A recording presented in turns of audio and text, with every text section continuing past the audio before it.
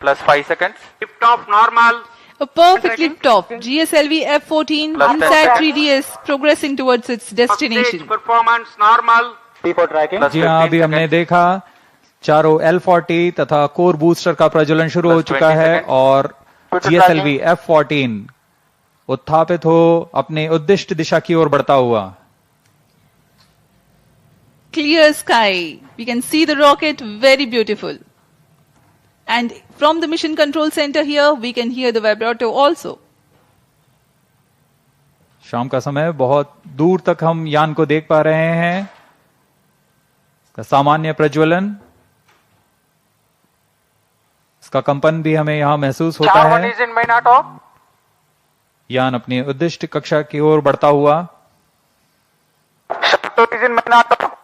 Plus 1 minute. प्रथम चरण के कोर बूस्टर का प्रज्वलन काल 110 सेकंड के करीब होता है और इस दौरान यह 8400 किलो न्यूटन का प्रणोद उत्पन्न कर रहा है। First stage performance normal. प्रथम चरण में कोर बूस्टर तथा 4 L40 स्ट्रैप-ऑन बूस्टर सामान्य निष्पादन करते हुए। P2 change over to CP2. Presently, the core booster and the 4 L40 strap-ons thrusting simultaneously.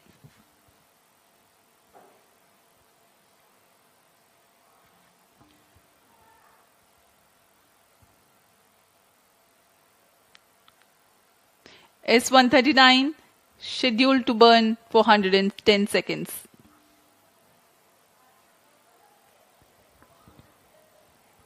'39 stage burnout. Animated view में आप देख पा रहे हैं 4 L40 तथा core booster Plus 2 S-139 minutes. प्रज्वलित है। First stage performance normal. Core booster अब बर्नआउट हो चुका है, उसका प्रज्वलन काल समाप्त हो चुका है, लेकिन L40 अभी भी जारी हैं। इन्हें 148 सेकंड पर बंद कर यान से पृथक कर दिया जाएगा। The 4 L40s thrusting presently. The launch vehicle is being tracked by the tracking station at Shar. 40 stages thrust cut off. First stage separated. Second stage ignited. Range operation निदेशक ने अभी इसकी पुष्टि की। प्रथम चरण को यान से सफलतापूर्वक पृथक कर दिया No गया slope है guidance initiated. और उसके तुरंत बाद ही GS2 द्वितीय चरण का प्रज्वलन भी शुरू हो चुका है। Second stage performance normal. There are a quick succession of several flight event confirmations by the Range Operations Director. Plus 3 The minutes. first stage comprising of the S-139 and L-40s have been separated. The second stage is ignited and the performance is reported to be normal. We are 190 seconds past the launch time. Present altitude is close to 100 kilometers and closed loop guidance has been initiated. वर्तमान में द्वितीय चरण GSLV F-14 का प्रज्वलनरत है। Second stage performance normal. इस दौरान यह 846 kilo Newton का प्रणोद उत्पन्न कर यान को उद्दिष्ट कक्षा की ओर ले जा रहा है। इसमें विकास इंजन का उपयोग किया जा रहा है और इसमें इंजन जिब्बल Payload fairing separated. यान से ऊष्मा कवच को पृथक कर दिया गया है। अब यान की ऊंचाई 113 किलोमीटर है। यह घने वातावरण को पार कर Plus चुका 4 है। minutes.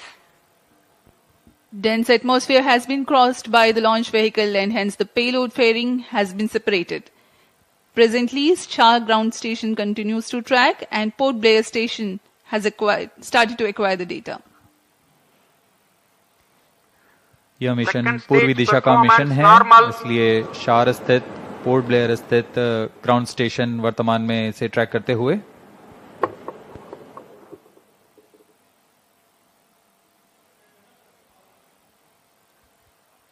The planned burn time of GS2 is No stage is 141.4 authorized. seconds.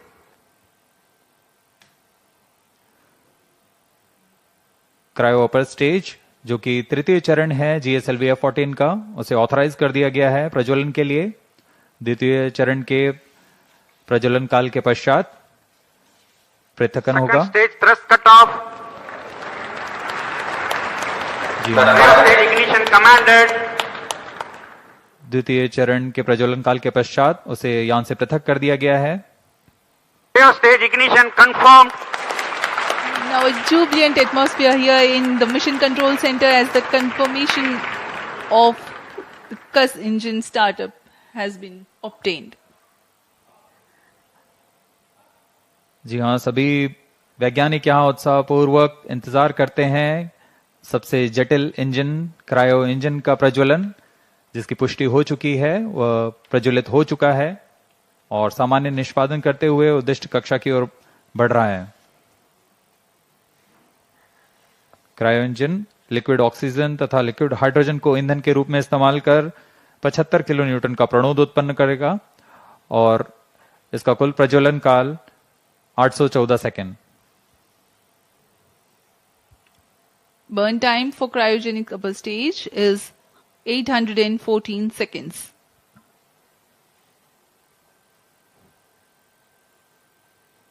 सभी दर्शकों के लिए यह उत्साहपूर्ण पल। Cryo stage performance normal.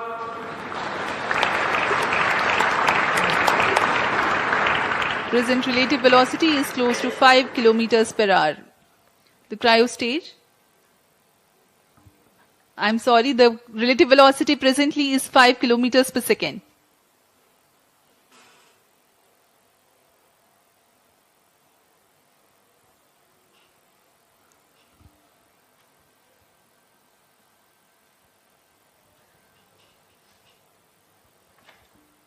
सभी वैज्ञानिक अपने कंसोल पर आंकड़ों का अध्ययन करते हुए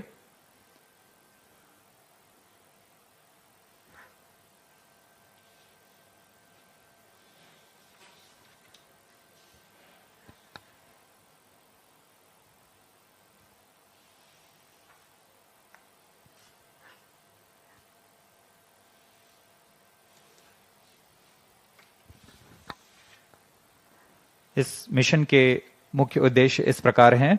इनसैट 3DS पृथ्वी के सतह की निगरानी करने के लिए मौसम विज्ञान के महत्व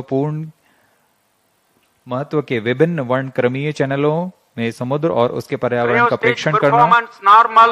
वायुमंडल के विभिन्न मौसम संबंधी मापदंडों की ऊर्ध्वाधर रूपरेखा तैयार करना, डेटा संग्रह तथा डेटा प्रसारण की क्षमता को बढ़ाना, उपग्रह की सहायता से खोज एवं बचाव सेवाएं प्रदान करना। यह सभी उद्देश्यों के साथ इनसैट 3DS यात्रारत है अपने उद्दिष्ट कक्षा की ओर। +8 minutes. The satellite INSAT 3DS is fully funded by the Ministry of Earth Sciences, various of its departments such as India Meteorology Department, IMD, National Center for Medium Range Weather Forecasting, NCM RWF, Indian Institute of Tropical Meteorology, IITM, National Institute of Ocean Technology, NIOT, and Indian National Center for Ocean Information Services, INCOIS, and various other agencies and institutes will be using INSAT 3DS satellite data to provide improved weather forecasts and meteorological services.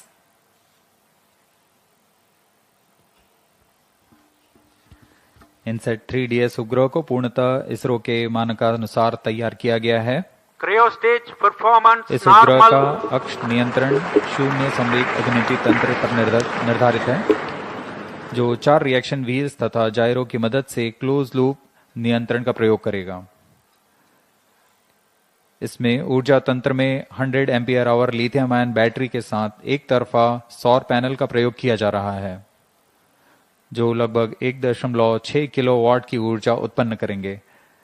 इसमें सक्रिय तथा निष्क्रिय ताप नियंत्रण का इस्तेमाल किया जा रहा है।